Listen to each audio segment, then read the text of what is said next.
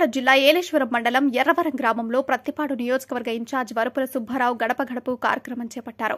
గ్రామ సర్పంచ్ బీశెట్టి అప్పలరాజు నివాసం వద్ద ముందుగా వరపుల సుబ్బారావుకి హారతి నీరాజనాలతో ఘనస్వాగతం పలికారు. అనంతరం స్థానిక నాయకులతో కలిసి పార్టీ జెండాను ఆవిష్కరించారు. ప్రసన్నాంజనేయ ఆలయ కమిటీ చైర్మన్ గుల్లంపూడి గంగాధర్ వరపుల సుబ్బారావుకు ప్రసన్నాంజనేయ ఆలయంలో ప్రత్యేక పూజలు జరిపించారు. అనంతరం స్థానిక నేతలతో గ్రామంలో గడప గడపకు కార్యక్రమం చేపట్టారు. రానున్న ఎన్నికల్లో జగన్మోహన్ రెడ్డిని మరొక్కసారి ముఖ్యమంత్రిగా గెలిపించాలని ప్రజల్ని కోరారు. ఈ సందర్భంగా వరపుల సుబ్బారావు మాట్లాడుతూ ప్రతి ఇంటికి అవినీతి లేని పాలన అందించిన ఏకైక ముఖ్యమంత్రి జగన్మోహన్ రెడ్డిని కొనియాడారు.